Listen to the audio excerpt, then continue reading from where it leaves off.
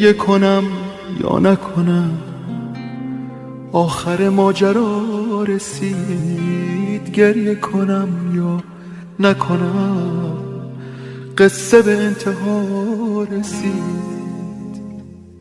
تو می روی یا ینه پر می شود از بی کسی، از من سفر می کنی و به مرگ قصه می رسی.